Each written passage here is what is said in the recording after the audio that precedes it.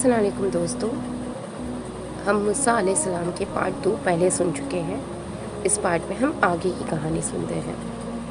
महल में परवरिश, फ़िरऔन की ट्रेनिंग, हज़रत मूसा की अजीब तरह की दया और अल्लाह की सबसे दी गई ख़ास ताकत का पहला झलक।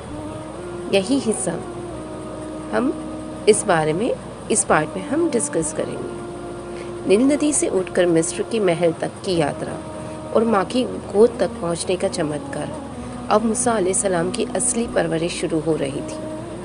महल, जहाँ सोने से सजे कमरे, ऊंचे खंभे, सुगंधित पेड़ और सैकड़ों नौकर हुआ करते थे।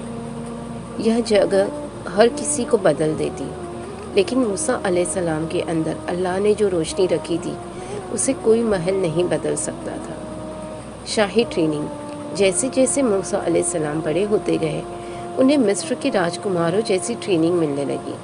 तेज दौड़ना, तीर चलाना, तलवारबाजी, घुड़सवारी और महल की राजनीति। मगर एक बात अलग थी, जहाँ बाकी लड़के ताकत दिखाते, वहाँ मूसा अलैहिस्सलाम कमज़ोरों की मदद करते। अगर कोई नौकर गिर जाए तो सबसे पहले वही दौड़कर उसे उठाते। अगर कोई घायल हो जाए तो सबसे पहले वही पट्टी बंधवाते। एक दिन घुड़सवारी का मुकाबला हो रहा था। सभी शाही लड़के तेजी से घोड़े दौड़ा रहे थे। अचानक एक गरीब नौकर लड़का जिसकी रास्ते में आ गया। बाकी राजकुमार चिल्लाने लगे। कुछ ने उसे धक्का देने की कोशिश तक की, लेकिन मूसा अलैहिस्सलाम ने लगाम खींच ली। घोड़ा रुक गया।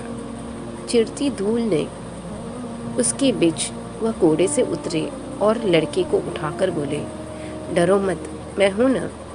बाकी सब हैरान, एक राजकुमार इतना नरम दिल क्यों दिखा रहा है। लेकिन मूसा अलैहिस्सलाम तो ऐसे ही थे। अल्लाह की तरफ से दी गई दया हमेशा उनके दिल में झलकती थी। एक बार एक भारी भरकम पत्थर हटाने की कोशिश महल के कई जवान कर रहे थे। कोई नहीं हटा पाया। बारी मूसा अलैहिस्सलाम की आरी। वे आगे बढ़े, एक बार बिस्मिल्लाह कहा और पत्थर ऐसे हटा दिया जैसे वह हल्का सा ठेला हो। लोग चौंक गए। इस बच्चे में इतनी ताकत, लेकिन यह ताकत इंसानों की नहीं थी। यह अल्लाह की तरफ से आने वाली पहली निशानी थी कि यह बच्चा आगे जाकर कुछ बड़ा करने वाला है। महल चाहे कितना भी शाही हो, उनके दिलों में गुलामों और मजलूमों के लिए सबसे ज़्यादा जगह थी। जब सब सो जाते, वह महल के गरीब नौकरों के पास बैठ जाते।